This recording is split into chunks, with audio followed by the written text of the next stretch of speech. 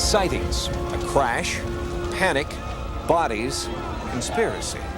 It happened in Aurora, Texas in 1897, and it's still happening today. Hello, I'm Tim White. On this Sightings special report, we'll explore 100 years of UFO cover-up and ask this question: will we ever know the truth?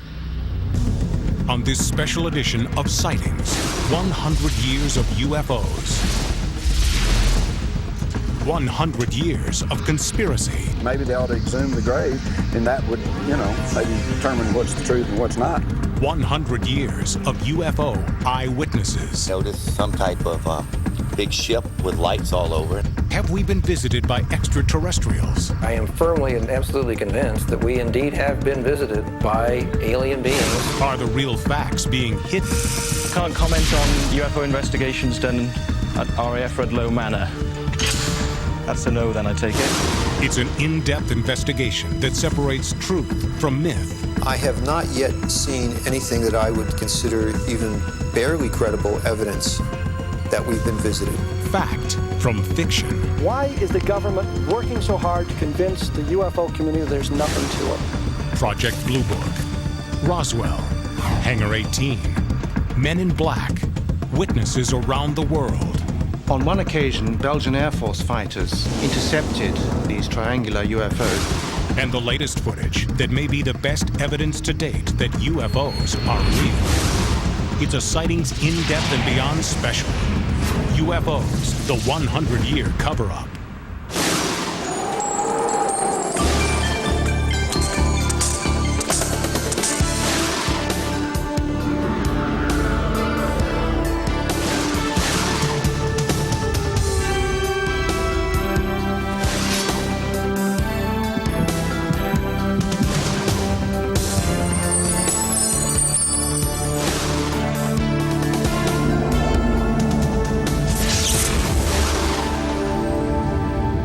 More than 100 years ago, the seeds of a worldwide UFO cover-up were planted in the tiny town of Aurora, Texas. Since then, there's a seemingly impenetrable wall that's been building up between what the government's willing to tell and what the public believes the government really knows. But now there are cracks in that wall, and a recent article published in the CIA journal Studies in Intelligence may soon bring the whole thing tumbling down. And with it, 100 years of UFO cover-up.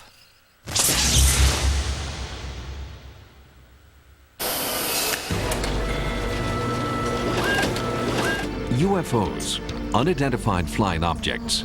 They've been sighted all over the world by tens of thousands of people, caught on film and tape from Mexico City to Phoenix, Arizona. There are credible eyewitnesses, military officers, police officers, all echoing the same refrain: something is out there, and we want to know what it is. But despite high-tech analysis and sightings going back to the dawn of recorded history, there is no answer to the UFO mystery. Or is there? What does the government know that they're not telling us? A little discussed article Sightings found in the CIA's in-house journal has opened a window on a previously covert world. The CIA's 1997 winter edition of Studies in Intelligence details long-denied U.S. protocols concerning UFOs, including revelations about systematic cover-up, disinformation, intimidation, and deceit by both the Air Force and the CIA. Jerome Clark is the author of the UFO Encyclopedia. I'm always amused when the CIA is accusing other government agencies of covering things up. I think that's inherently funny. I also think it's interesting that the CIA is essentially validating a claim that UFO researchers have been making for a long time, that the Air Force was covering stuff up about UFOs. That seems to be pretty obvious. I think the question beyond that is, what were they covering up? Were they covering up actual knowledge of extraterrestrial presence in the Earth's atmosphere, or were they just covering up their own confusion and incompetence? Many researchers herald the report as an historic first step in an official admission that UFOs exist. But others warn, judging by past actions, this may be just another calculated attempt to divert attention from what the government really knows and when they knew it. So, ufologists agree, the days of waiting for the powers that be to reveal the truth are over. It's time to put the study of the UFOs on the scientific fast track, and it's time to expose the cover-up. Kevin Randall has studied UFOs for more than 25 years. For too long, the investigation of the UFO phenomena has been left in the hands of people who are interested in it, not left in the hands of people who are trained in science, people trained in investigative techniques. So the evidence that has been gathered has not been of sufficient quality to convince the scientific community that there's something valid to the UFO phenomenon. I think if we apply strict scientific standards to the UFO phenomena, we can find out exactly what's going on. Aurora, Texas, 1897. An insignificant town, an insignificant date, until you realize its role in the history of UFO cover-up. 100 years ago, thousands of people all over the United States were seeing airships sail across the skies. And when one crashed in Aurora, the modern age of ufology was born.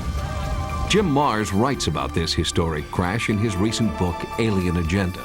On the morning of April the 17th, 1897, a large silvery cigar-shaped object floated in very slowly over the town, heading in a northeasterly direction, slowly settling towards the earth, and exploded apparently.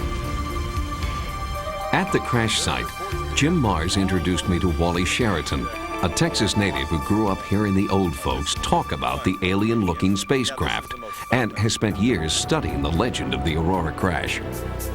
The central question, Wally, is whether or not something 100 years ago crashed here.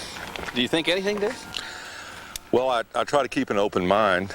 I'm skeptical, but I think I believe something happened. Could have been. Now, whether it was a crash or not. Here is the... This is the area. There was maybe an explosion, maybe there wasn't. It fell to the ground.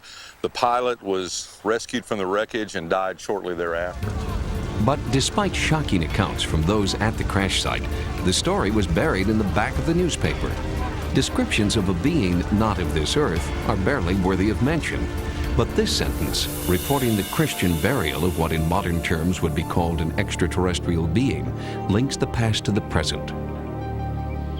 Somewhere in this cemetery lies the body not of this earth. What was on the headstone? It was, I will sketch it out for you. It was an inverted V with a little circle and then a space and then two more little circles like portholes.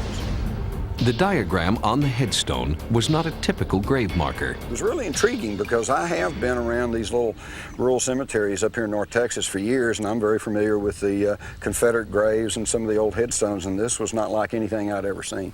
Did anybody ever bother to dig? As far as I know.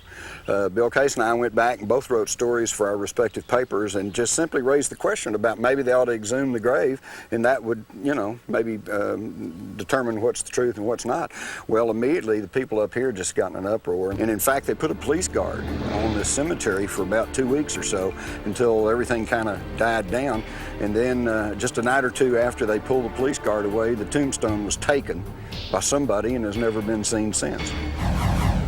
Some say that the disappearance of the headstone smacks of a cover-up, preventing further exploration of the site to determine if an alien body is buried here. The crash at Aurora stands out because it is the first in a 100-year history of UFO encounters and reports of alien bodies, buried by time and official cover-up. Aurora was the first, but it would certainly not be the last. By the spring of 1897, sightings had spread all across the United States. The objects were called airships, and most people thought of these things as somebody's secret aviation breakthrough. They thought that these were advanced aircraft that some American inventor had test flown and was soon going to announce his invention to the world. But the first piloted flight of anything at all was still more than a decade away. There was also an undercurrent of speculation about extraterrestrial visitation. There was some talk that maybe these things were actually Martian aircraft. Time is the enemy in the Aurora case, and Mars has little to go on to prove the extraterrestrial theory. This is a classic example of mindset. Depends on who you talk to. Some of the people who talk to the old folks who say, yeah, I was here, it happened, and obviously they believe that it really all happened. Those who talk to others and they say, no, it's just a hoax, and that's what they believe.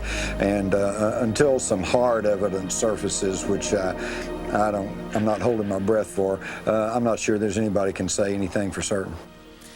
Inevitably, the 100-year history of UFO conspiracy is also the 100-year history of UFO hoaxes. And the lengths to which some of the hoaxers will go to get their kicks is truly amazing. Ufologists are constantly at odds with these masters of trickery, but in at least one instance, it is a hoax that actually provides us with a template for how the government creates and maintains a cover story.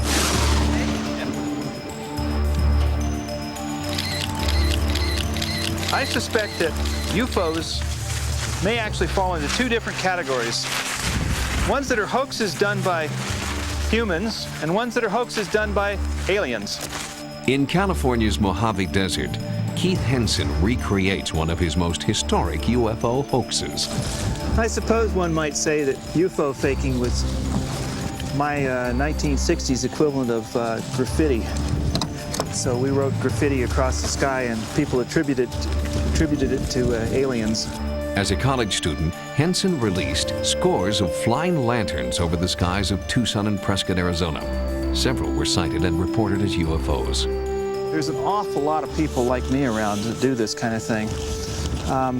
The two guys in England who were faking the crop circles, who were going out and making the crop circles, are examples of the UFO people, you know, the guys that do it. And there's been a number of others, most of whom I haven't gotten caught. I don't quite understand why more of them don't get reported. In 1962, one of Henson's balloons was not only sighted by the public, but also received an official explanation from the Air Force. The military insisted that the sighting was neon reflecting off low-lying clouds. It's a clear indication that the government feels compelled to invent an explanation and then peddle it as the truth. Here we go.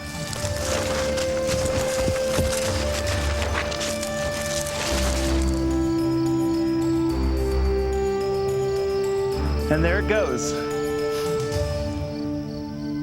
Henson's low-tech approach was effective in the 1960s. But in the new age of ufology, hoaxes are more easily exposed, and inevitably, the number of truly inexplicable sightings has been greatly reduced.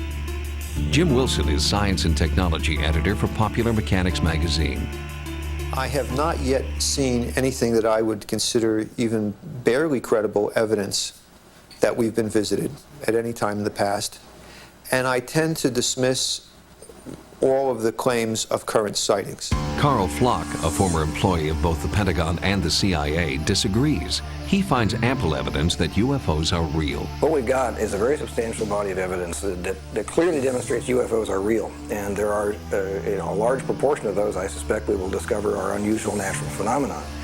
But when you get rid of those, what you've got is some kind of unusual craft that came here from elsewhere. But when the craft is not coming from elsewhere, when the explanation is clear and simple, why have the official reports been less than honest? Psychotherapist Howard Schachter has studied the psychology of hoaxers and how government officials might play on their weaknesses. UFO experts end up arguing at conferences, in journals or magazines, more about the veracity, the truth of the particular events than actually going out and doing the work that they need to do to investigate other cases. Confusion has its costs. For ufology, confusion creates chaos, and perhaps chaos is part of the grand design of the UFO cover-up. One wonders how many UFO reports there will be tonight. Coming up on Sightings, the saucers arrive and the military is caught off guard. I spied something out there. It was kind of bright. Didn't know if it was an aircraft or what it was. Later, compelling new information surfaces, and the strangest UFO case in history is closer to being solved. That is the first time that I, and I think anyone else working on this case, have ever heard that there was a long-term effect that had never previously been reported. And Men in Black wage war on UFO eyewitnesses.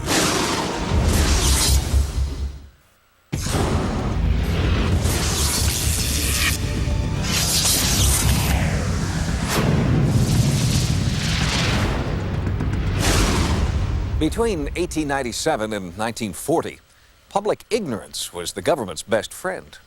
Undocumented UFO sightings could easily be dismissed as anecdotal accounts by people who just didn't know the difference between a biplane and a whooping crane. But with the outbreak of World War II came the invention of inexpensive portable cameras, the widespread use of radar, and most important of all, a vigilant public trained to watch the skies, know the difference between friend and foe. Suddenly, just calling into question the credibility of the eyewitnesses wasn't going to be enough. In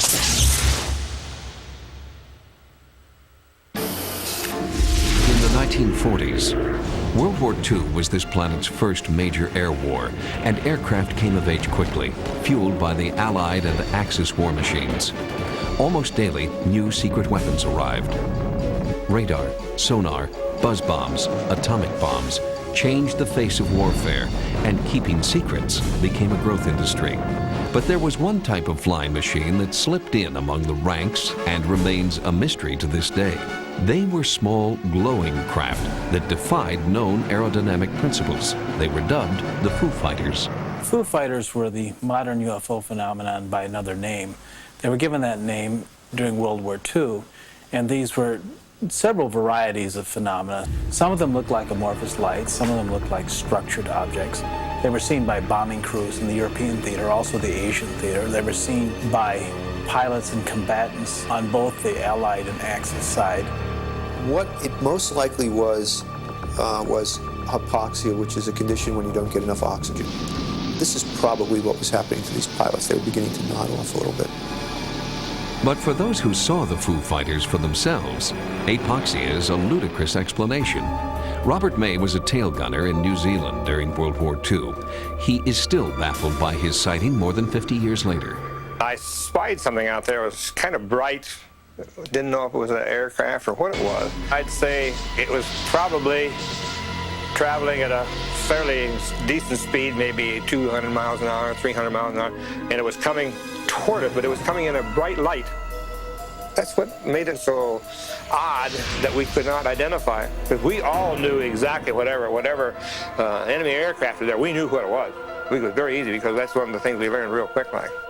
Foo Fighters sound very much like what people report as UFOs today, and it's also extremely unlikely that they were hallucinations caused by oxygen deprivation, because there were multiple witnesses to these things. It wasn't just a single pilot going off the beam, but you'd have whole crews, and sometimes crews of more than one aircraft reporting the same appearance of these objects.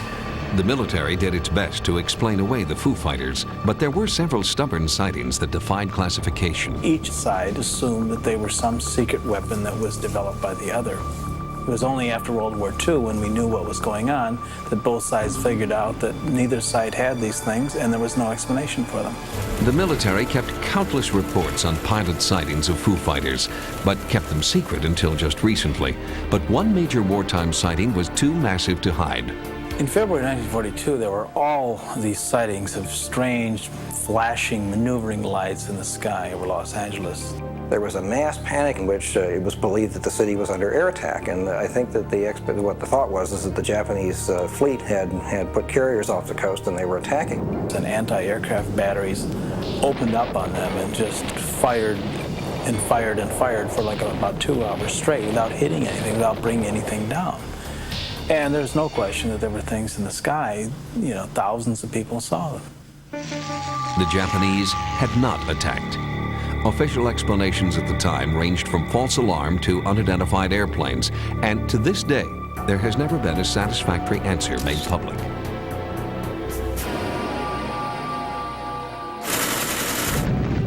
The detonation of the atomic bombs polarized the world, and the secrecy of the atomic program infected every branch of the U.S. government. Through World War II, government and science came much closer together. They had won this great war and beaten these enormously nasty and powerful foes. And so they come out of the war, you know, with great confidence, and confidence is fine, but the dark twin brother of confidence is arrogance. After World War II, the seeds of arrogance were sown and grew into a new kind of government program. Black projects, military tests so top secret most of the Congress didn't know what was going on. It was at this point that UFO sightings increased dramatically and were sucked into the burgeoning vortex of silence. But the hands-off approach to UFO sightings that had worked so well for the government in the past stopped working in the summer of 1947, when Americans began to demand answers. 1947 was the year that captured everybody's imagination, and it was the Kenneth Arnold sighting of June 24th, 1947, that was the real catalyst that excited this. This is the voice of Kenneth Arnold describing what he had witnessed near Mount Rainier. They looked something like a pie plate that was cut in half with a sort of a convex triangle in the rear. I kept looking for their tails. They didn't have any tails. They seemed to flip and flash in the sun just like a mirror. They didn't fly in a conventional formation that's taught in our Army. They seemed to kind of weave in and out right above the mountaintops. He saw 9 disc-shaped objects flying at a speed that he first estimated at about 1,700 miles per hour. Other sightings began to occur very quickly in the Northwest, particularly. The objects were frequently described as disc-shaped, and so the term flying saucers took hold. What's important about 1947, this is the first time that the flying saucer phenomenon was widely reported throughout the country. It was the first time that the extraterrestrial phenomena was suggested as a possible explanation. It was the first time that we really discussed in serious veins the idea of alien visitation to the United States, to the world, if you will.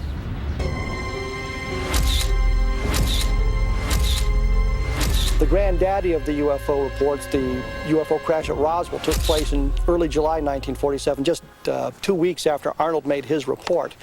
That sighting, the Roswell case, tended to set the tone for UFO investigation by the government from that point. The Roswell incident was first reported in a press release issued by the Army on July the 8th, claiming that the military had recovered a crashed disc. However, by the next morning, the story had changed, and the crashed disc was now just a weather balloon. But it was that original report that most ufologists hold to be the only true account of the Roswell crash. Up until the Roswell incident took place, there was a lot of discussion about what flying saucers were. Were they extraterrestrial? Were they interplanetary? Were they secret experiments? Were they rockets? But suddenly, government doesn't want us to discuss it anymore. The tone of secrecy is set by the 1947 wave because of the events that took place in 1947. The tone of secrecy established by the government in 1947 worked for quite a while. Roswell would remain a secret for nearly 30 years before a few of the old-timers finally started to talk. And once they did, the government couldn't do anything about it except coin a new phrase. We can neither confirm nor deny. Coming up next on Sightings, more than a half-century after the legendary crash in the desert, the Roswell mystery lingers on. Will we ever know the truth? Later, a Boy Scout troop has a close encounter in the Florida wilderness. Everybody wanted to be in the front. They were afraid that something was going to get them if they were the last guy, so they wanted to be in the front. And secrets can be kept in this country and around the world. Royal Air Force Rudloe Manor was indeed the coordination point for official UFO investigations.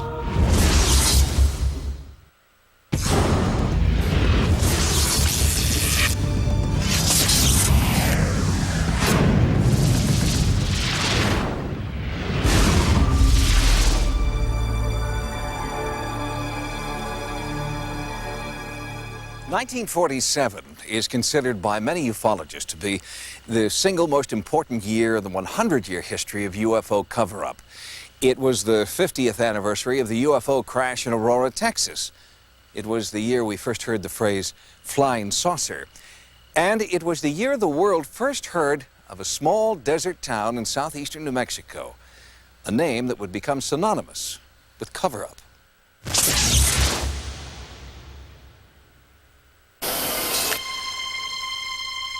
I have examined all eyewitness reports from all over the country, and after numerous calculations, my figures are conclusive.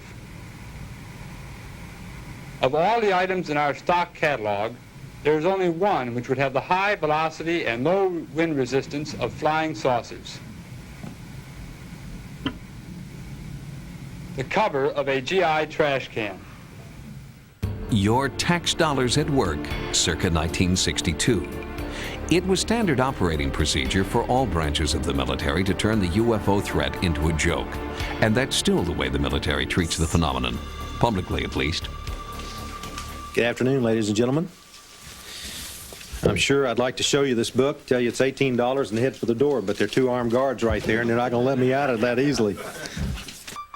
But the report Colonel John Haynes is referring to is no joke. It is the government's last word on the Roswell incident. At this historic press conference in 1997, Colonel Haynes' attempted humor and his thinly veiled contempt for those genuinely interested in the Roswell crash make him the perfect military spokesperson. We're confident once the report is out and digested by the public that this will be the final word on the Roswell incident. The conclusion of the first report left no doubt that what was recovered near Roswell, New Mexico in July 1947 was debris from a formerly top-secret Army Air Forces research project, codenamed Mogul. Mogul was an attempt to acoustically detect Soviet nuclear blast and ballistic missile launches. Colonel Haynes is quoting directly from Case Closed, written by retired military Captain Jim McAndrew. A lot of people have come out recently with various theories about what really happened at Roswell.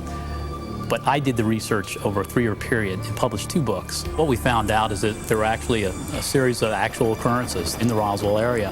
However, they were not of extraterrestrial origin. They were Air Force scientific research projects conducted from Alamogordo, New Mexico at Holloman Air Force Base. These were balloon-borne projects, and the balloons would typically float over and land in the vicinity of Roswell. What was reported accurately in 1947 were a collection of tinfoil paper, rubber, and sticks that were found in a field north of Roswell. Over the years, Roswell has grown just like a fish story. It's gone from tinfoil paper, rubber, and sticks from 1 site to 2, 3, 4 sites, and now anywhere up to 8 alien bodies over a period of 40 years. The press ate it up, but hardcore ufologists were unimpressed. The Air Force has been using the Project Mogul explanation for over 2 years, and it is only the latest in a series of different explanations that the Air Force has given since 1947, each time claiming that that explanation was the final word on Roswell. When you hear the word Roswell, that sums up everything about government cover-up, crash flying saucers, dead alien beings, and all of that. The Air Force, in dealing with Roswell, has given us a kind of textbook example of how bureaucracy deals with things it doesn't want to deal with. In the initial instance, we had a recovery of this strange material. We had a zealous officer in the midst of all this excitement about the flying discs at the time, pushing the envelope and making an announcement that he shouldn't have made, that they'd recovered among these flying saucers. The Air Force then had to scramble to protect a secret project. Everything was quiet after that. Subsequently, the Air Force had a standard line. When anyone inquired about flying saucers, they said, "We don't do that anymore, don't bother us." And in fact, maybe the military was onto something when they decided to address all UFO stories with the same carefully worded stock phrases. Because during the most recent press conference on Roswell, it seemed like the more Colonel Haynes talked, the more incredible the Air Force story became. Does the Air Force regret not declassifying some of this information sooner rather than just the last few years? Great question. Nothing in here was ever classified. In the first report, everything was classified in the 70s. To ufologists, Haynes' contradictory statement is just more classic bureaucratic backpedaling. But what came next, they say, is just downright absurd. It was the Air Force explanation for this: charges that there were alien bodies recovered at the Roswell crash site. Their theory? Claims of alien bodies at Roswell are really misidentifications of dead and injured pilots and crash dummies seen around the country in the 1950s and 60s. It was actually a combination of anthropomorphic test dummies and aircraft accident victims, which really, unfortunately, someone has brought into the Roswell myth, because the descriptions of these so-called bodies are very clearly aircraft accident victims. The problem is, these tests did not begin until 1953, and the Roswell event was 1947. But that minor detail is no problem for Air Force logic. And I think it's logical to assume that the people there saw Air Force ambulances come out, they saw gurneys come out, they saw body bags come out because the dummies were put into body bags to protect them. They saw people in pith helmets. They saw people in shorts out there brushing the bushes looking for the remnants of the balloons. And when you put all that stuff together and spin it, you find that it fits perfectly with many of the occurrences in Roswell during that era. People are not talking about balloons or earthly aircraft, even unusual earthly aircraft, and they're not talking about crash test dummies or the bodies of human pilots. They're talking about some very strange residue in metal and some very strange looking bodies. You can discard all that testimony if you want, but if you're trying to make a case and using the eyewitness testimony selectively, I think that you're probably not constructing an honest case. Support for Clark's claim that the flying disc recovered near Roswell was anything but a top-secret balloon comes from an unlikely source. Jim Wilson is an editor for Popular Mechanics and the author of this in-depth report on the crash at Roswell. At the time we wrote our article, we suggested that there was one of two possible explanations for the Roswell episode. One was that it was a crashed version of an early UFO that was undergoing tests. A number of people came forward to us with what they claimed was evidence of UFO sightings. The other was that it was a craft of Japanese design. Since then, I think the evidence has been pointing more toward the Japanese craft. The most compelling piece of evidence we found had to do with a fragment of material that was found at the second Roswell crash site, what's referred to as the Hubcorn crash site. This piece of metal was debunked as being of extraterrestrial origin, but it was identified as having been made using a metallurgical technique that was developed a very long time ago by Japanese jewelry makers. And this tended to push us in the direction of believing that the vehicle that crashed in Roswell was perhaps of a Japanese design and may have indeed carried a Japanese pilot. There's absolutely no evidence that the bodies recovered at Roswell were Japanese, not to mention the fact the people who were on the scene, the eyewitnesses, would have recognized the bodies as Japanese because those are human, and they did not do so. But whether the craft and bodies recovered by the military in 1947 were earthly or alien, Randall, Wilson, and many other Roswell investigators do share common ground in their belief that the Air Force is not yet telling the whole story. You're confident that you're not part of any cover-up, wittingly or unwittingly? I'm totally confident, but I think Colonel Weaver, you might have seen him on TV earlier, said it best.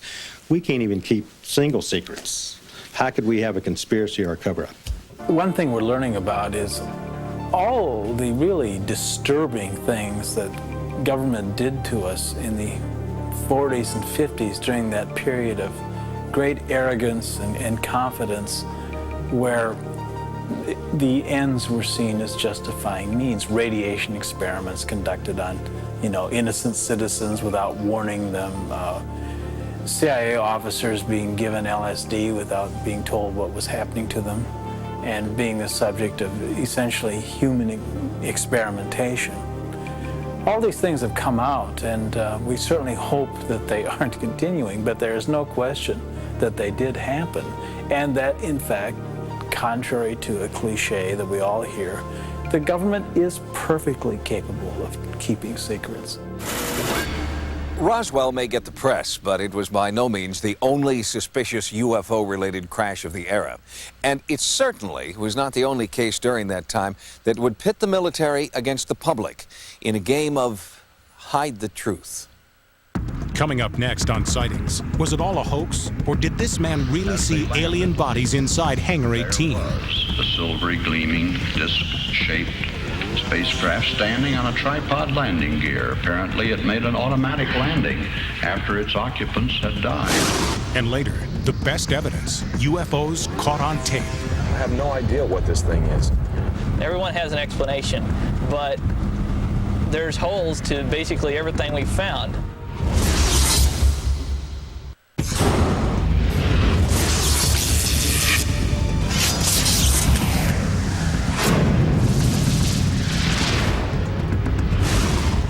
The The suspicious crash and subsequent government response in Roswell, New Mexico, marked the beginning of a critical era in the 100-year history of UFO cover-up.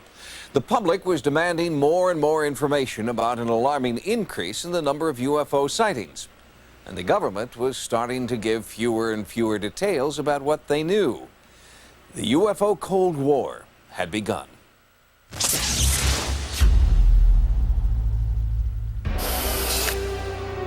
One thing we're learning about is all the really disturbing things that government did to us in the 40s and 50s. And we know that there are things even from the early history of the Cold War that are just now emerging, and some of these things could conceivably involve government UFO investigations, government knowledge of UFO evidence. One thing we have to take a look at is that the government is very good at keeping secrets regardless of what people say. They kept the atomic secrets. They were very careful to make sure nobody spilled that secret before the end of the Second World War. Suddenly they've got a much bigger secret, that we're not alone in the universe. From the late 1940s to the late 1960s, government programs were devised to study and, in the eyes of most UFO researchers, discredit the UFO phenomenon. There was Project Sign, Project Grudge, and then the most secret project of all. Project Blue Book has been much maligned, and I think rightly so after a certain point. The investigations were not being conducted as objectively or as effectively as they should have been or could have been. Nonetheless, there was a lot of material gathered, and there's a tremendous body of data there that is very useful to us and that needs to be mined and thoroughly studied. Project Blue Book may have been nothing more than a thinly veiled public relations unit, but, say some ufologists, the real work of UFO cover-up was going on only a few hundred yards away from Blue Book headquarters, in a top-secret building at Wright-Patterson Air Force Base, known as Hangar 18. Rumors of alien bodies and crashed flying saucers circulated among a handful of UFO researchers. Then, in the early 1970s, ufologist Robert Carr made this extraordinary claim at a national UFO conference. It is known throughout the academic world, the medical world, it is known throughout the Air Force, and above all, it is known throughout the CIA, that the air intelligence at Wright-Patterson Field has in its possession a spacecraft, a silvery gleaming disc-shaped spacecraft standing on a tripod landing gear. Apparently it made an automatic landing after its occupants had died. Robert Carr was the government's best friend. He was a showman, a man who called himself a professor and a doctor, yet he had no advanced degree. It was child's play to discredit him and his claims of saucers and bodies at Wright-Pat. Even Carr's own son, in this recent article for the Skeptical Inquirer, debunks his father's story as an outright fabrication. But Carr's credibility notwithstanding, could there be a germ of truth in Carr's original statement? Based on the evidence that we've accumulated, based on the eyewitness testimony, the remains of the saucer picked up at Roswell were taken to Wright-Patterson Air Force Base in July of 1947. Officially, Wright-Patterson was the home office for the Air Force's Project Blue Book. Unofficially, it is also believed to have been the home of recovered flying saucers and alien bodies, and not just because of the questionable claims made by the late Robert Carr. Men working in the secret catacombs underneath this military installation also had stories to tell. Among them was Air Force officer Jack Donahue, who told family members that he had witnessed the autopsies of extraterrestrial creatures. My Uncle Jack had a top secret security clearance when he worked at Wright-Patterson the complete time. The strangest story that he ever accounted to me was the day that he asked me if I had heard of a UFO crash out in Phoenix, Arizona. He said, "We have the bodies from the crash." He said, "We went down to the cold storage area.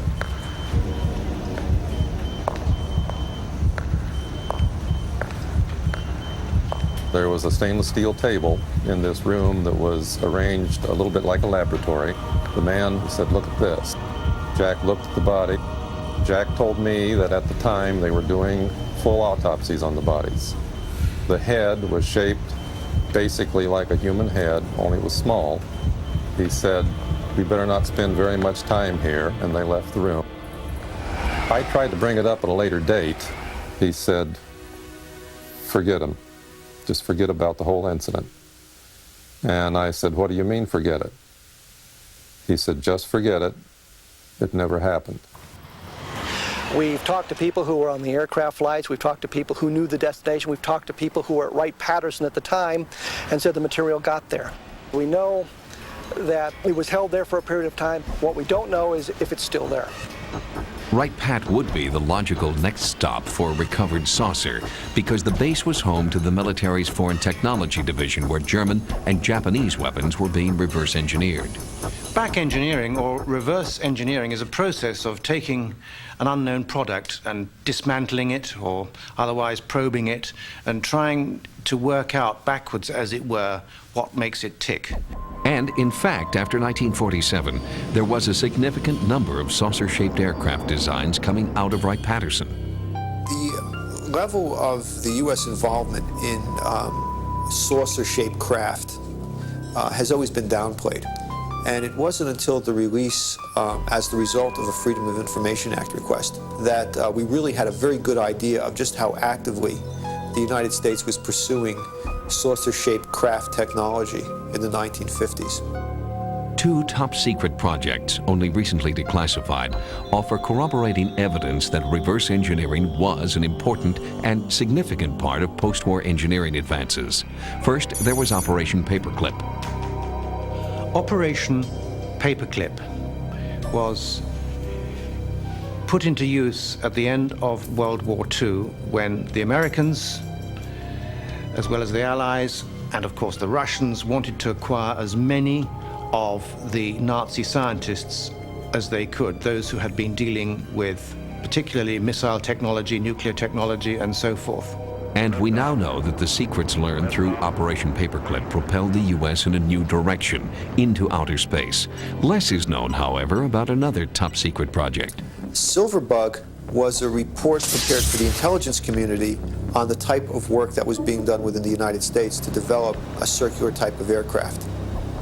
One of the things we show in our magazine article is patent drawings of parts of these different aircraft that actually came out of Germany. We know for a fact that several saucer-type airframes were built. I would not be surprised if some of the craft that people reported having seen in various secret hangars were not, in fact, these airframes. But Wilson's contention is not universal. The only saucer-shaped craft that were ever developed by the United States government proved to be basic failures. There was the Avro car, as it was called, that was developed jointly with the Canadians in the 50s. It didn't work. There was the Flying Flapjack, the Navy craft. They built one prototype, and that was that. So essentially, with the earthly saucers, there really has never been anything particularly successful. In recent years, the government has had success in developing small, unmanned flying saucers. These remotely piloted vehicles, called RPVs, are airborne drones designed to fly into enemy territory where human pilots would be at risk. Today, there are things flying which could readily be thought of as flying saucers, but don't come from anywhere other than places like General Dynamics or Lockheed or elsewhere. But the archetypal flying saucer profile is not the only shape of unearthly things to come. As military technology changes, so do UFO sightings reports, convincing Jim Wilson that UFOs are nothing more than misidentifications of experimental but very earthly aircraft. If you go back and you look at the classical UFO description of a craft coming out of the sky very suddenly, appearing to briefly hover, and then shoot off as it changes colors, what you're describing is a SR-71 during one of its maneuvers to begin an operation. In order to conserve energy and fuel, this aircraft and many other types of aircraft that traveled faster than the speed of sound would perform a maneuver that the SR-71 pilots would call a dipsy-doodle. It would climb to an altitude of perhaps, say, 33,000 feet, and then it would begin a descent past beyond the sound barrier, come upward, and shoot off to high altitude. The early training flights of the SR-71 do explain quite a few of the sightings which occurred along the experimental craft's flight path. But not every sighting falls in line with Jim Wilson's description of the SR-71's aerodynamic capabilities. And not every sighting was made by untrained eyes. A startling number of sightings in the 1950s were made by military personnel, who are only now coming forward. Coming up, he was a respected member of the community, a scoutmaster, and then he saw a UFO. He was fired. He was discharged as a scout leader. He was labeled a liar and a cheat. But the government did believe his story, and their documents prove it. It's the most puzzling UFO incident of the last 4 decades. Next on Sightings.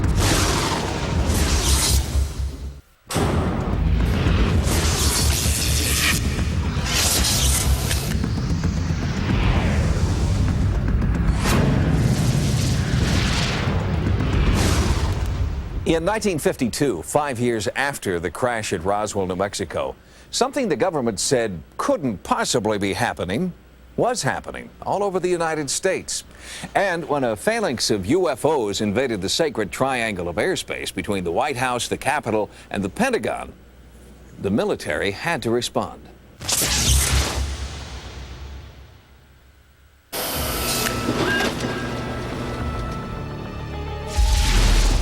In the summer of 1952, one of the most enormous waves in the history of the UFO phenomenon erupts all over the United States. And it is climaxed by a really startling series of incidents which happened in Washington, D.C. in July, when all kinds of objects are seen over the nation's capitals, tracked on radars by 3 airports in the Washington, D.C. area. Newspaper reporter Stephen Johnson. The U.S. Air Force was concerned enough about it that they scrambled quite a few flights of aircraft over a several-week period to pursue these radar sightings. Some of the pilots, when they got airborne, were able to get radar fixes on these objects and pursue them. There's so much alarm that the intelligence channels are clogged up, that if the Soviet Union or some other enemy had chosen that moment to invade the United States, there's no way the messages would have gotten through.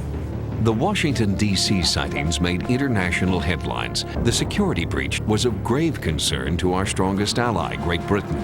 Prime Minister Winston Churchill reportedly resented being kept in the dark. Prime Minister Sir Winston Churchill demanded to know from his air staff what was going on. And several weeks went by and the answer came back from the air staff: Prime Minister, there's nothing to worry about, it's all nonsense. Even the radar sightings can be explained in terms of pigeons with metal rings round their legs. There's nothing to it at all. Wrong. The Prime Minister was misinformed by his obviously ignorant air staff, because at that very time the authorities in the States were desperately concerned about the UFO phenomenon. They even acknowledged that 20% of official reports from pilots and so forth could not be explained at that time. And the American public was seeing more and more saucers every day. And then along came Delbert Newhouse. Delbert Newhouse was a Navy photographer, and he and his family were traveling near Tremonton, Utah in July 1952, when he and his wife looked out the window of their car and saw these silvery disc-shaped objects maneuvering and banking in the sky. And Newhouse grabbed his movie camera, ran outside, and took film of these. This is among the first UFO films ever shot. And after more than 45 years, these objects remain unexplained. And the fact that they were captured by a Navy photographer makes this sighting unimpeachable. Mr. Newhouse spent his career in the U.S. Navy aviation, and he was unable to even place these objects as being something close to an experimental vehicle. The Newhouse film provides an extremely rare opportunity to see what tens of thousands of Americans were seeing in 1952. Never before or since have so many UFOs been reported by credible eyewitnesses, and the Blue Book sightings for 1952 are 10 times larger than for any other year. One sighting during the Great American Flap of 52 stands out as a landmark case in the 100-year history of UFO cover-up. On August 19, 1952, in West Palm Beach, Florida, Scoutmaster Sonny Desvergers was driving home with some of his scouts when he claimed to have been burned by a flying saucer attack. Does this look like it is the place, Chuck, or can you tell for sure? This looks somewhat like it, yes. I mean, I just pull off into here. Carl Flock has located one of the eyewitnesses to the historic UFO encounter. Chuck Stevens was a 12-year-old Boy Scout in 1952. Okay, now let's see. Now you guys, you stayed with the car back on the road, is that right? Yes, we did. Okay. And then let's see, he came in straight off the road and straight back into here? Went straight back into the woods, yes. Carl hoped to jog Chuck's memory of the event by walking him back to the area where the scouts had had their terrifying UFO encounter. Well, I believe initially when we were heading south on Military Trail, we saw one white light where light shouldn't be. Chuck recalled the night clearly. The weekly scout meeting had just ended, and Scoutmaster DeVergers was taking Chuck and two of his friends home. Suddenly, lights appeared in the sky over a stretch of deserted farmland, and DeVergers first thought that a plane may have crashed. The Scoutmaster stopped the car, and Chuck recalls watching the lights hover overhead for several minutes. When the lights didn't move on, Sonny DeVergers got out of the car and told the boys to wait there. If he wasn't back in 15 minutes, he told the boys, they were to run to a nearby farmhouse and call the sheriff. Chuck Stevens remembers watching the Scoutmaster descend into the woods toward the UFO. The boys waited, unaware that Sonny DeVergers would eventually re-emerge with a fantastic story to tell.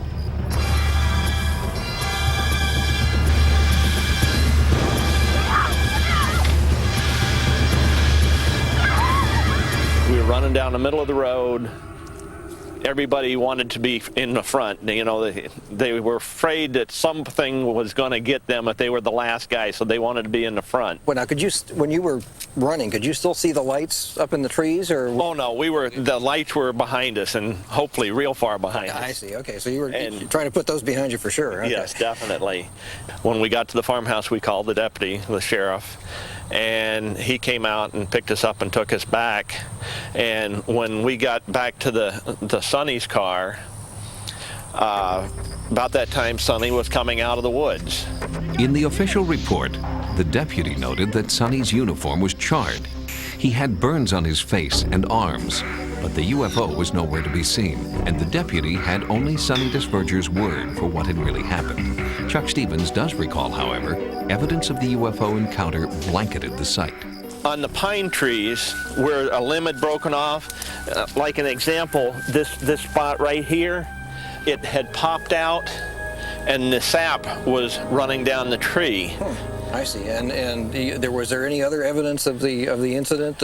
Anything that was dropped by him? The vegetation around there was wilted from, looked like what I took from intense heat. And we had reportings later that their findings was that the soil in the area that Sonny had indicated was singed or heated immensely 16 to 18 inches below the ground surface. Now, declassified Blue Book files back up the remembrances of a 12-year-old boy, and the once secret report reveals that it isn't just ufologists who've been interested in this case. Page after page of data, photo after photo of the site, physical evidence taken by Air Force personnel just hours after the incident. It's all still part of the government file on the Scoutmaster incident. The one feature of this case that is extremely puzzling, because otherwise it could easily be written off and would have been a long time ago as a hoax, is the physical evidence embodied in the vegetation that was collected by the Air Force. Although there are some possible ways to explain it, nobody has satisfactorily done so to date, as far as I know. So why isn't this story as big as Roswell? How did the Air Force keep the lid on a UFO encounter where they had collected real physical evidence? It was simple. The government knew that the best way to silence the story was to let Sonny DeVergers keep talking. He was a braggart, embellishing the story with each retelling. He was branded a liar. Lifelong resident Vicki Oakes remembers what happened next. Well, how was he treated? What was it that caused you to be... He was fired. He was discharged as a scout leader. Mm-hmm. And he was labeled a liar and cheat. And I just thought that was horrible. Sonny dropped out of town, dropped out of sight, and has never been heard from since. All attempts to find him have failed. I was rather disgusted with the way the man was treated. And I thought people should have come and seen that there was something, and they should have left him alone. Vicki Oakes also revealed that she saw evidence of Sonny's encounter more than a year later. We were quite surprised to find that there wasn't any growth in that big circle. So it was an area, a circular area? It was a circular area, and it had been burned, singed or something. Anyway, it was there still as it had been when they left it. And I thought, well, now, why couldn't somebody have come out and found out that his evidence and not treated that poor man so badly? That is the first time that and I think anyone else working on this case have ever heard that there was a long-term effect that had never previously been reported. Further evidence that the government was trying to keep the public away from knowing the truth comes from Lyman Bradford, who saw the 1952 UFO with his own eyes. And I was looking out this way, which is east, and I noticed some type of big ship with lights all over. It was light enough that I got a good visual view of it, and it was descending, I would guess 60 to 70 feet above the ground level at that time. Lyman did what any 7-year-old would do. He ran and got his father. And his father, a machinist at the local Air Force base, did what any of us would do. He took pictures. The Air Force people who came out here, they took soil samples. Yes, sir, and they took the camera. But the camera never came back. We got the camera back. But sure the film did not well, come back. We didn't get the film.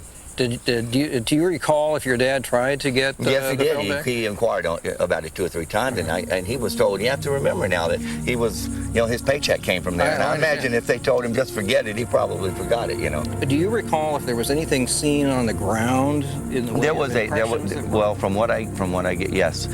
They came out and they took the samples. Okay. And they had a truck backed in here somewhere, and they took samples, and there was a round circle that was all the grass was like dead. It was just a round. This was the following day. That's the following day. It was all brown. Yes, from heat or gas or something.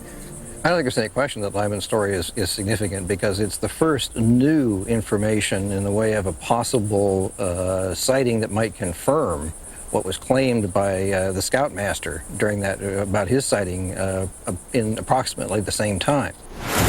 And while the Air Force insists that these old Blue Book files are all they've ever had from the Scoutmaster incident, where is Lyman Bradford's missing film? Where is the physical evidence being kept? And where is Sonny Desvergers and the secrets he may have taken with him to the grave? Coming up next, 2 Texas cops are tracked by a UFO and then find themselves harassed by men in black. 2 guys showed up at the courthouse. They were wearing dark suits and derby hats.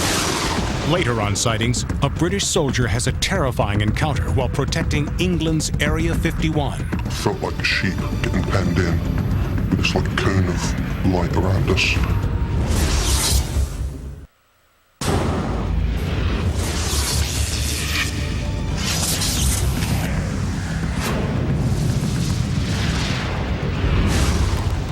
Throughout the 1950s and 60s, the U.S. government was extremely effective in silencing members of the military and law enforcement establishment who were claiming that they had had encounters with UFOs. We know this now only because those same people, now in their 70s and 80s, are finally coming forward because they no longer feel they have anything to lose.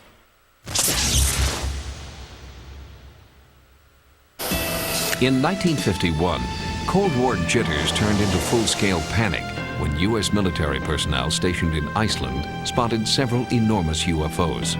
Navy Commander Graham Bethune and experts from the Pentagon and Lockheed were brought to Iceland to study the situation. Naturally, their first thought was that the craft was Soviet. But when Bethune and 31 other highly trained aviation experts saw the UFO for themselves, they knew that this was not a Soviet threat. We were flying at 10,000 feet. It was a dark night. And I saw something between us and the horizon, about 40 miles away, on the water. It appeared as though it was a small city we were approaching. But as we got closer, there was a defined image of these lights, and it were in a circle, bright lights on the water. And all of a sudden, the lights went out. The next thing was a small yellow halo on the water. I mean, really small. And that was about 20 to 25 miles away, and it was so big that I thought it was going to go right through us. So I disengaged the autopilot, pushed the nose over, and the next thing you know, I was looking at it right straight on, but it stopped about 200 feet below us, and maybe 1,500 feet, at least that close. And it stayed there a few seconds. We didn't know at the time that they had tracked it, but we did find out later that they had tracked it. The VIP transport escaped, but just 2 years later, another military aircraft flying over Lake Superior would not be so lucky.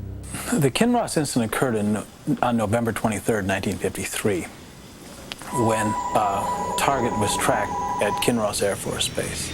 An F-89 was sent to pursue this fast-moving, unidentified object that was being tracked on radar. What was observed on radar was the merging of the blip of the F-89 with the blip of the UFO, until only the UFO was left. It appeared to the control tower as if the F-89 and its pilot had simply been swallowed up into oblivion. I talked to a pilot who was on that base in 1953, and he told me there were two schools of thought. One was that the aircraft went intact into the lake, and because it went intact, it sank with no wreckage being seen on the surface. The other school of thought, the much larger school of thought, was that the flying saucer took it. That case is not in the Project Blue Book files. You would expect it to be there. The only reference in the Project Blue Book files is a note that this was not a UFO sighting, but it is in fact an aircraft accident, debunking the entire UFO phenomenon. Why is the government working so hard to convince the UFO community there's nothing to it? Why do they care what we think? The only answer I can come up with is there's something to it, and they're attempting to keep that buried by taking us in the wrong direction. There were a few rare voices during the UFO Cold War that did speak out, and one of the most famous was a police officer named Lonnie Zamora. His encounter with an egg-shaped craft outside Socorro, New Mexico, would change the face of ufology forever. Socorro is a quiet little town now, but 3 decades ago, the place was swarming with reporters who all wanted to talk to this man. Lonnie Zamora remains at the center of an historic and controversial UFO event, and on this day, took sightings back to the site of his 1965 close encounter.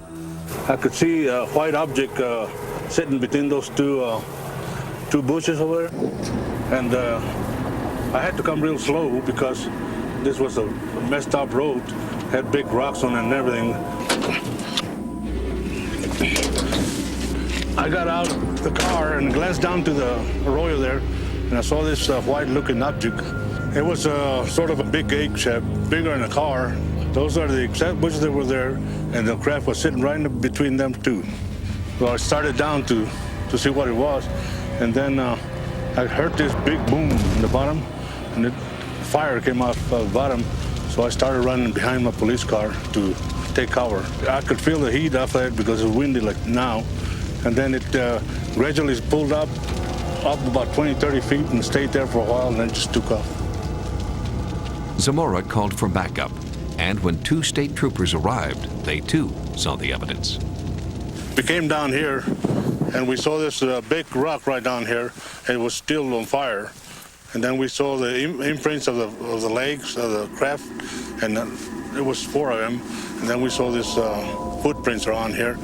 It is one of the only cases in the Project Blue Book files labeled as unidentified where the witness claimed to have seen the creatures from inside the craft. Hector Quintanilla, who headed Project Blue Book and an utter skeptic, admitted in writing in an article that he did in a then classified CIA journal called Studies in Intelligence that this was a case they couldn't explain, and more than that, he firmly believed that Zamora really did see something, a solid flying machine of some kind that the Air Force has never been able to explain. This is one of the most intriguing and to me, indicative of alien visitation cases that we've got on the books. The official explanation was that Lonnie Zamora had seen the test flight of a lunar lander and did not seem troubled by the fact that what Zamora described was egg-shaped and smooth, not trapezoidal in texture. Then, later that same year, another UFO was sighted by 2 police officers, and this time the government couldn't come up with an explanation at all. At the Houston Chronicle, staff reporter Stephen Johnson has investigated what is known as the McCoy Good sighting. His research is now on the Chronicle's website. And this was a 1965 sighting, and these were 2 Brazoria County deputy sheriffs, very upright, stalwart law enforcement officers. And their sighting was investigated by the Air Force. It was reviewed by many private UFO researchers, and their reputation was such that nobody ever really questioned their testimony about what they saw, and what they saw was very amazing. Using the information on the website, Sightings traveled to the sleepy Texas town of Columbia. It was here that we met up with eyewitness Billy McCoy.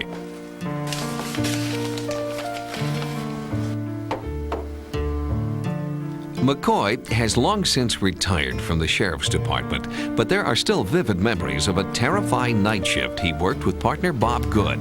It was a night that began with an alligator bite.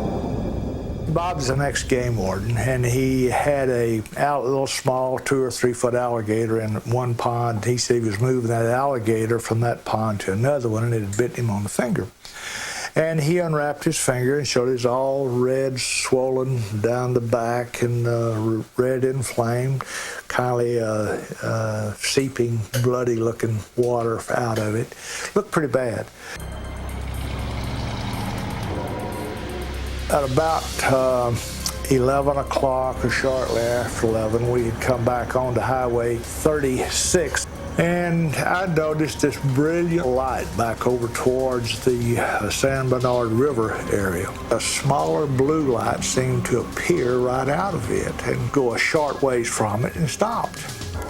I called Bob's attention to it, so we pulled over to the side of the road, and that thing was right on top of us. We heard no sound.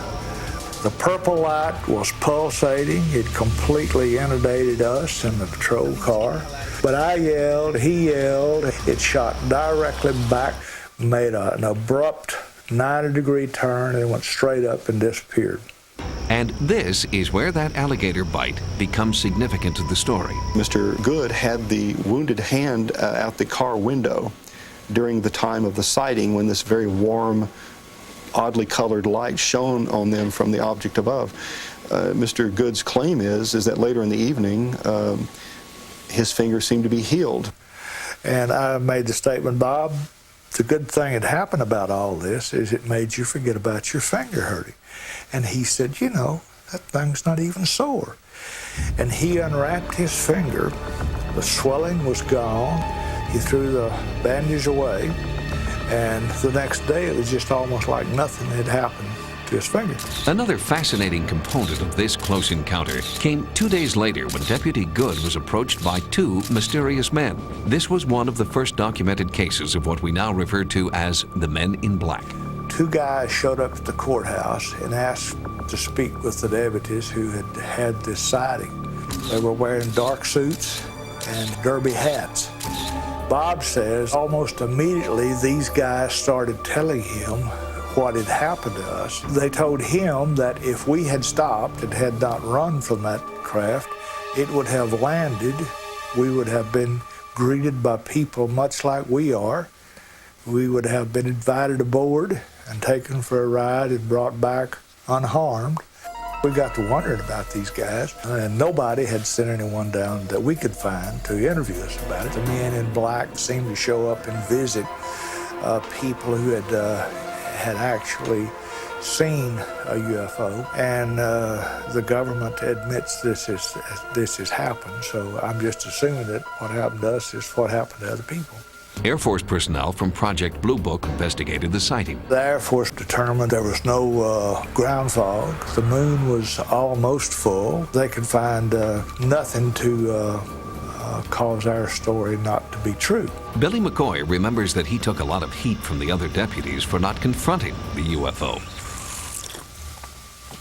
Well, you know, we had guns in the car, had guns on our side. A lot of people have said, gosh, why didn't you shoot at it? Well, you're trying not to shoot at something you don't know what it is, if you don't know what it is. After observing the UFO at close range for more than 15 minutes, Billy McCoy and Bob Good could draw only one conclusion. I have not seen anything that would lead me to believe that we were not being viewed by some craft from another world. And I believe the investigating officer himself concluded that these gentlemen were eminently believable, and that despite the strangeness of it, these individuals were telling the truth. In the 1960s, credible witnesses like McCoy and Zamora were effectively silenced by the threats of mysterious strangers. But now that all of the Blue Book files from their sightings have been declassified and serious researchers are examining the cases, the major players in the great close encounters of the past are coming forward to once again say, watch the skies. The Socorro event had one more extraordinary impact on the world of ufology. Until Socorro, Dr. J. Allen Hynek, the man who had coined the term close encounters, had worked on UFO investigations for the government as part of the prestigious Robertson panel. But Socorro convinced Dr. Hynek that the truth about UFOs was being manipulated by the Air Force. And after Socorro, Hynek left his post. The government lost one of its most prestigious spokesmen and gained one of its most ardent critics. Coming up next, a terrifying UFO encounter outside England's Area 51. As the soldiers sort of woke up from this nightmare experience, they found themselves 600 meters off course over in this direction. And later, the evidence is mounting. The latest images caught on tape at UFO hotspots around the world.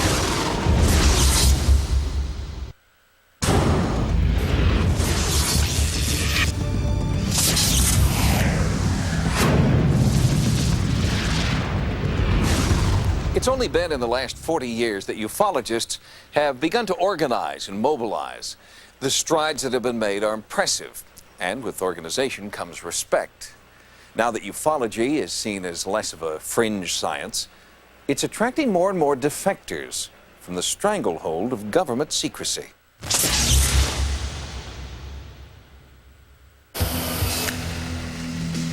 What's still top secret in America isn't anymore in Spain and Belgium. Those countries have broken rank to open up secret UFO reports for public inspection. But not all of Europe is so forthcoming. This is what happened to British ufologist Matt Williams when he tried to get a few questions answered at one particular military base in Great Britain. So you don't want to comment about stories that RAF Rudloe Manor investigated UFOs?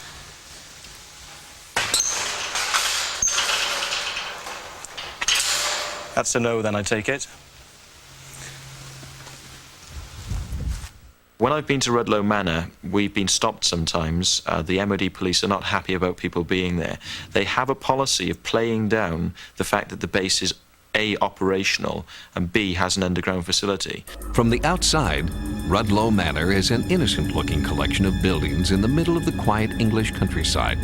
It's an underground facility for the most part, and it's involved with signals, communications, investigations, and RAF police, who have in the past investigated the subject of UFOs.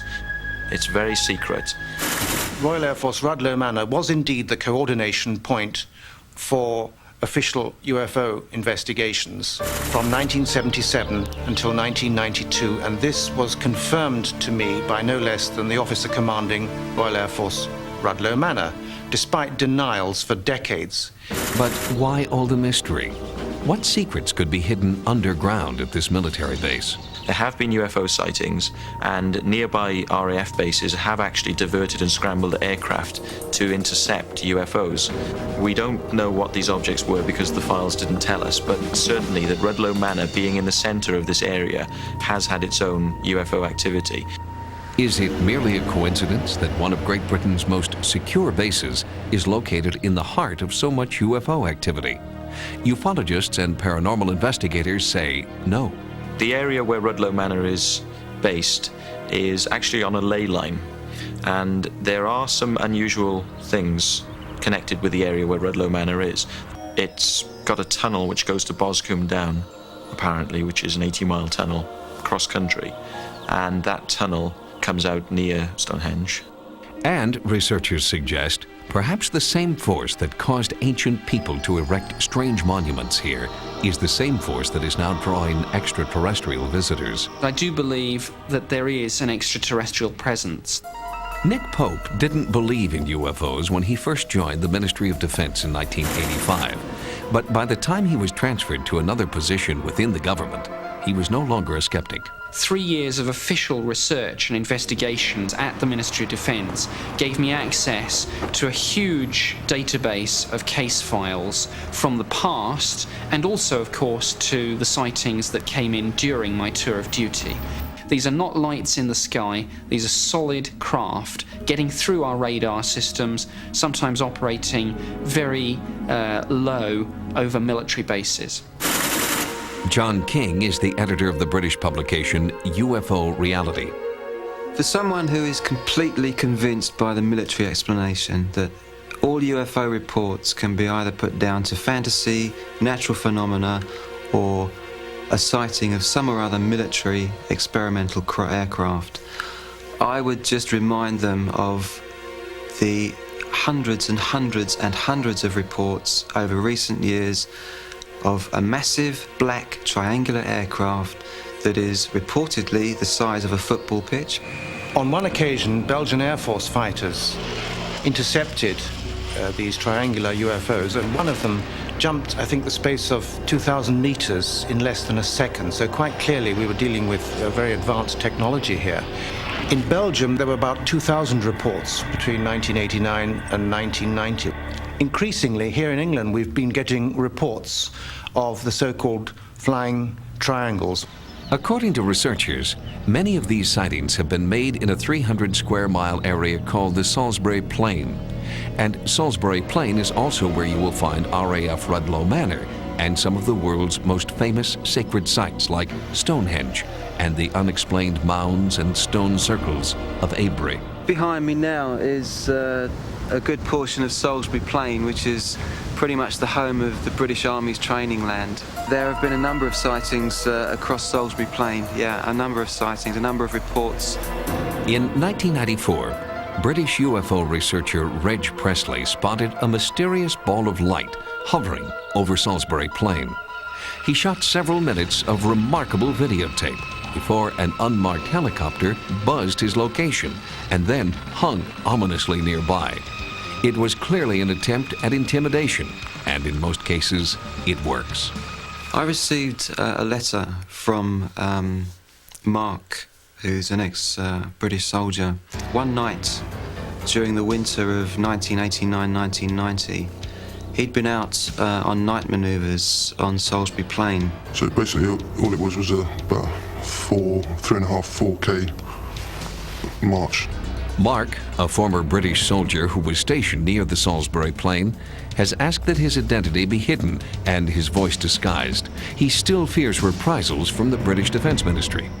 So Mark would have been hiking across this open piece of land, and as he approached this copse here, this wooded area here, we got to near the place where we were going to get picked up, and it's just off to our left. And then suddenly this massive craft appearing as if out of nowhere. And it was vast, great big, like triangular craft, and a very strong strobe light beaming down as if it was looking around for something. And the next thing Mark can remember is a guy dressed all in black flying suits coming out of the copse, approaching the 6 soldiers, including Mark, holding this rod or prodding thing. Felt like sheep getting penned in with this like cone of light around us, like almost a buzzing feel about it to your body. As he called it, bluish cone of light that eventually engulfed all 6 soldiers and kind of took over their minds. Very frightening experience. It's like you got no control over it. Something's controlling you. You have no control over it at all. As the soldiers sort of woke up from this nightmare experience, they found themselves 600 meters off course over in this direction, wondering where they were and how on earth they'd got there.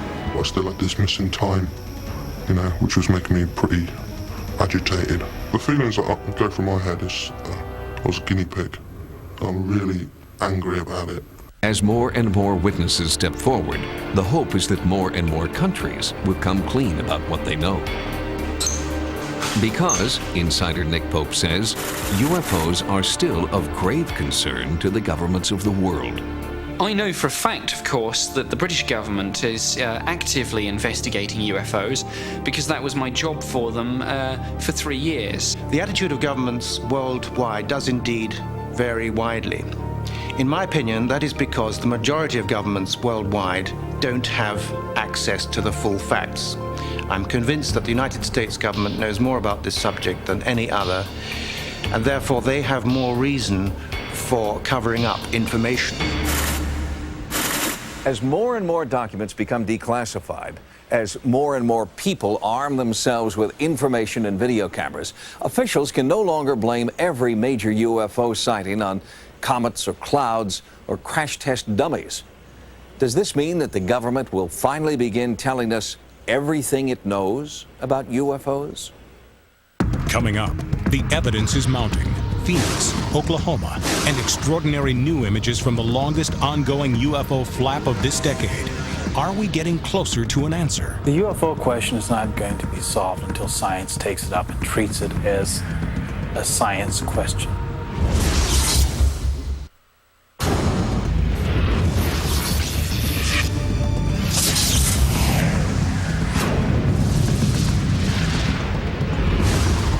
A 100 years after Aurora, 50 years since Roswell, it's getting harder and harder for the government to cover up what it knows. Just as technological advances during World War II propelled ufology into a new era, so it is as we enter the next millennium. And now, our toys are so much more sophisticated.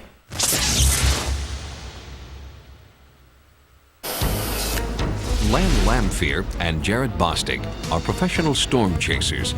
They have recorded just about every atmospheric phenomenon known to man, but their training could not prepare them for what happened during one storm in Oklahoma. On May 25th, 1997, Jared Bostic and myself were chasing a storm that had just ripped through Duncan, Oklahoma. I have a small digital camera that I set up and was filming this thing. So we're filming a wall cloud and a forming tornado to the right in front of the wall cloud. When they played back the videotape, they realized that they'd captured the image of a UFO. What we saw in the video was basically an object come by moving really, really fast. We've had people give estimates anywhere from Mach 10 to 20,000 miles an hour based on certain assumptions about the film and the angle of the lens and all kinds of weird extraneous things. I've been told by another professor that the object may have been self-luminous. The Lamphere-Bostic sighting illustrates just how far analysis has come since the airship sightings of 100 years ago. Went over to the National Severe Storms Labs based here in Norman, Oklahoma, and had the director, the subdirectors for both the SPC and NSSL, along with a group of scientists, look at this tape all at the same time. They had no idea what it was. That they did definitely say that it was not a storm-related event. The videotape has been analyzed by NASA researcher Otha Vaughn. If you look at the Lamphere tape, what you see is an object which is moving across the field pretty fast. The question is, what is the object, how big it is, how fast it's traveling. Vaughn routinely analyzes videotaped images sent back from the space shuttle. Most recently, he has been studying two atmospheric anomalies known as sprites and jets. Amazing videotape may be all in a day's work for Vaughn, but the Lamphere-Bostic video has him stymied. You can see right in front of my finger here where it's going along. This is a slow motion video of the movement of the object. It's moved from the lower upper right. It'll move across the cloud here and go out of sight over here toward the edge here. I don't believe this is a ball of lightning because one thing, I see no lightning effects in the cloud whatsoever on this time frame of the storm. And from the standpoint of the tape, I do not know what the object is. It could have possibly been a meteorite, but after renting an airplane as well as a helicopter and overflying the supposed impact area, there's nothing. There's absolutely nothing there. The object is not ball lightning. It's not a flying cow. We researched it. It's not a flying cow. It's not debris in front of the lens. It's not debris associated with the storm. It's not a baseball being thrown 3 miles. I have no idea what this thing is. I've never seen anything like this before in my life, period, of it, not just as a storm chaser, but I've never seen anything like it before, ever. Further analysis of the Lamphir-Bostic UFO is ongoing and may be observed on Land Lamphir's website at www.windchaser.com. But ironically, ruling out the possibilities of what the object isn't only increases the mystery about what it is. And nowhere is this more true than in Mexico City, where thousands of people have been citing the unexplainable for years. Investigative reporter Jaime Muson has been investigating the Mexico City sightings since they began in 1991. It may sound difficult to believe that in a city of 20 million people, that practically every afternoon you can see a UFO. During the last few years, hundreds of thousands of people have witnessed the appearance of unidentified flying objects. With already so many sightings and so many videos, we are now trying to pursue more physical evidence, but the going is slow. The most dramatic new UFO images to have emerged from Mexico City were shot on tape in August of 1997. These startling images are currently the focus of heated debate on serious UFO websites across the internet. Unfortunately, the Mexican UFO research program is only just beginning. And so, despite multiple videotapes of the UFOs and a thorough examination of those tapes by experts, the Mexico City sightings remain a mystery. In this country, UFO groups are at a distinct advantage. The latest UFO event in Phoenix, Arizona, illustrates just how far we've come. On the night of March 13th, 1997, strange lights appeared over Phoenix, Arizona. Immediately, the phones at the National UFO Reporting Center were jammed with sightings reports, and everyone with a video camera, it seems, was out there taping. This was one UFO that would not get away. I got done watching TV and I noticed a light over on the mountains, further to the east than I've ever seen it before. I had my camera on a table. I was doing some work on it, and I decided to go out there and try to photograph it to see what it would look like on tape. While I was photographing the light, all of a sudden to the right, an entire display of lights came on in a sequence. I filmed the pattern for approximately about 3.5 minutes until all the lights had gone out. There were thousands of eyewitness reports coming in, including a huge contingent far north of Phoenix in Prescott, Arizona. Ufologist Mike Tanner drove to Prescott to attend a meeting of eyewitnesses. Meet your fellow witnesses. This is Roger, Steve, hi, Liz. Roger. Pleased to meet you. And you know. And Gary. We were on our way home, and the kids saw a formation of lights down below the hill there. What we saw was on the other side of Glassford Hill, and it was coming from the Paulden and the Prescott Airport area and heading directly towards our house. And that's just the relative size to the full moon. And Mike Tanner brought the materials gathered from his field investigation back to the Phoenix office, where he investigates sightings with partners Jim De La Tosa and Bill Hamilton. Fellas, how you doing? Good. Now, Trig Johnson's sighting we've just been discussing here. Now we've transferred that over here. Okay. It's labeled as Event 7. The location of every witness who contributed videotape has been charted to determine the size, speed, and direction of travel of the UFO formation. Fortunately, since we have video in these multiple locations, looking at the 10 o'clock event, the triangulation in the 3D database can let us see exactly what the pathway was and know absolutely whether it was in front of or behind the Estrella Mountains. Jim De La Tosa is a world-renowned video analyst. We've done some simulation and some conjecture about its shape, its flight path, its position, and created a 3D model as viewed from a satellite above, looking at the entire state over a period of 90 minutes. We find continuity in what all the witnesses said. In the meantime, the government has released its official explanation. The Air Force press release states that the Phoenix UFOs were nothing more than military flares dropped from National Guard aircraft. Why should anyone believe the flare story? It's someone's duty, it's someone's responsibility to say that it was flares and it was hot air balloons and it was a mistake, it was a hoax, it was an accident, it was nothing. In the past, this type of government statement would be the last word on the UFO sightings. But not today, because Jim has made a comparative study of the images of the UFOs shot by home video cameras and videotapes of military aerial flares. The results are not exactly what the government wants to hear. In analyzing the Phoenix Lights, we have a long history of looking at flares, airplane lights, a number of things prior to this that are in the database where we know their digital characteristics and can compare the Phoenix Lights to that database. So what we have is no match. And the taxonomy that we have left that describes it all is the same taxonomy as unknown lights in other places around the world. Whatever created the lights certainly required a high degree of technology, and it's unlikely that somebody with a hoax could be able to afford to do something of this magnitude. The Phoenix Lights has created an entirely new confederacy, let's call it, amongst UFO investigators worldwide that see that now there's something tremendous that's happened without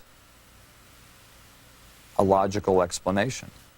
For ufologists, the Phoenix event is particularly important because it falls in line with sightings of very similar craft in Great Britain, North Africa, and Japan. Is this the shape of extraterrestrial craft to come? The saucer is dead. Long live the triangle. And ufologists aren't waiting around for the government to feed them information. They're stockpiling sophisticated computers, software, cameras, mobilizing more and more scientists and average citizens. The new millennium of ufology is born, and once we know as much about the present UFO situation as the government seems to, the hope is that the government will finally tell us the truth about the past.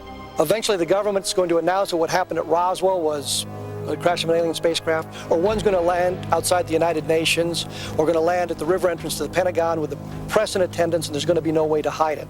My critical mind tells me that we don't have the proof yet, but my gut, if you will, and in my heart, I am firmly and absolutely convinced that we indeed have been visited by alien beings from another world. Now we need to bear down and let's see what we can do about getting the proof. The UFO question is not going to be solved until science takes it up and treats it as a science question. This thing doesn't have to be a mystery forever. It would be naive to deny that the 100-year history of UFO cover-up is written with a tainted pen. There have been hoaxes, misidentified experimental aircraft, and weird atmospheric anomalies. But there have been enough cases shrouded by the mystery of an official pattern of denial that we have to admit at least the possibility that someone or something out there is trying to make contact. And if we stop looking, contact will never be made.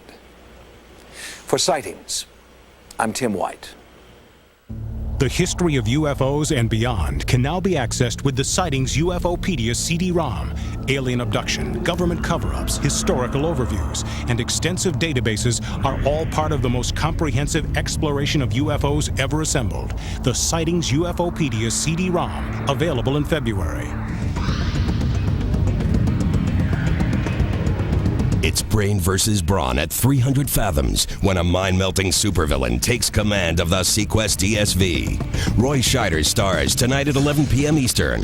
But right now, mobsters are making a play for nuclear weapons on Tech War, the series. Sci-Fi Channel next.